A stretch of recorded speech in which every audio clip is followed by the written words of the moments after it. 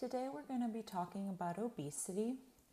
Now, this is a condition that's characterized by an increase in body weight beyond the limitations of skeletal and physical requirements, which results in excessive accumulation of body fat that may impair health. And its development is multifactorial, which involves environmental, metabolic, and genetic factors.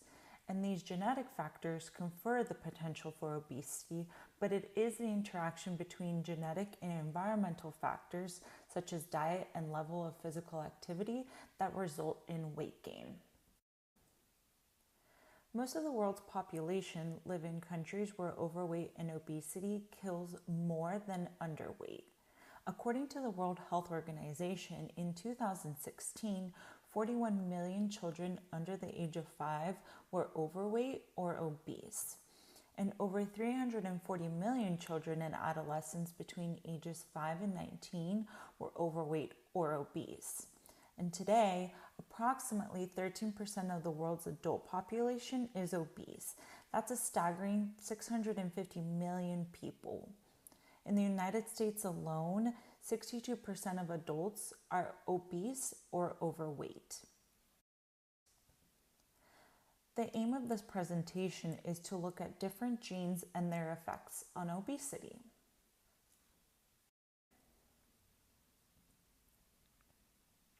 The first gene we're going to look at is the LEPR gene that provides instruction for making a protein called the leptin receptor, which is involved in the regulation of body weight. A disorder to the protein is associated with excessive hunger and massive weight gain. The purpose of our first study was to look at the effects of polymorphisms on the phenotypes of prepubertal children by evaluating the leptin receptor, the fat mass obesity associated receptor, the melanocortin 4 receptor, and the proliferator activated receptor gamma. It was found that the GG genotype of the leptin receptor, the TT genotype of the melanocortin 4 receptor, and the GG genotype of the proliferator activated receptor gamma were associated with decreases in BMI respectively. The fat mass obesity associated receptor was associated with increases in BMI. Now, those who have a defect in the GG genotype of the leptin receptor should avoid snacking, eat a low carbohydrate diet to minimize weight gain, and be physically active. Now, the next gene we'll look at is the perilipin gene, also known as the PLIN gene, which does have several variations, which are associated with body weight regulation. And a dysfunction to the gene may be an influence on obesity risk in humans. This next study examined the association of polymorphisms at the perilipin locus in children and adolescents with obesity. Now, results show that the A variant of the perilipin 4 gene was associated with a higher risk of metabolic syndrome, while the T variant of the perilipin 6 gene was associated with better weight loss.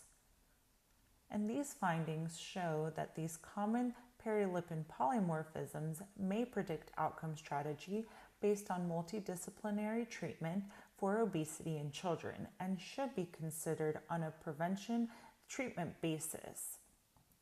Preventative counseling with lifestyle changes should be emphasized in overweight children with this A variant of the perilipin 4 gene.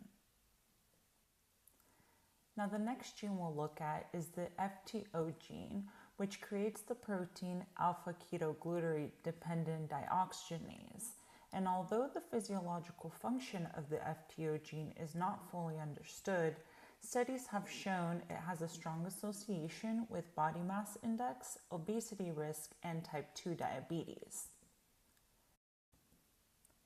The aim of this next study was to investigate the association of the FTO gene polymorphisms with obesity and metabolic syndrome in adults. It was found that the AT and AA genotype and allele A of the FTO gene RS993-9609 variant was associated with an increased risk of obesity and other metabolic syndrome abnormalities. Now, those with the aforementioned FTO gene variant should eat portion-controlled meals, eat high calories from protein and lower amounts of calories from fat, and maintain a main source of carbohydrates from vegetables and fruits.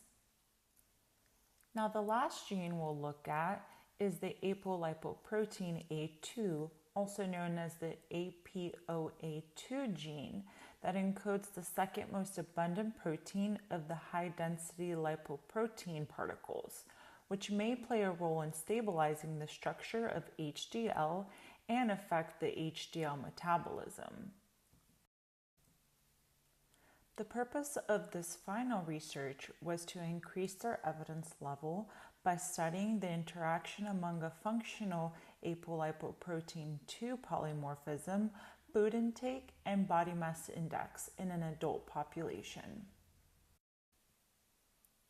It was identified that carriers of the CC genotype of the apolipoprotein A2 gene are more susceptible to increased BMI and obesity when consuming a diet high in saturated fat. Individuals who are carrying the CC polymorphism of the apolipoprotein A2 gene should avoid a diet high in saturated fat to promote a BMI reduction. In conclusion, obesity is largely preventable, and its fundamental cause is an energy imbalance between calories consumed and calories expended. As a future medical doctor, having a better understanding of the vicious cycle of obesity is important for the health of my patients. Genetic information is a useful tool to identify children and adults who are at risk. It is also an important tool to plan early interventions and reduce the lifelong burdens of non-communicable obesity-related diseases, such as low self-esteem, hypertension, heart disease, sleep apnea, stroke, kidney failure, diabetes, osteoarthritis, fatty liver disease, and certain types of cancers, amongst many other conditions. A supportive environment and community are fundamental in shaping people's choices. By making the choices of healthier foods and regular physical activity the easiest choice, that is the most accessible, available, and affordable, in turn, we can prevent the epidemic of obesity.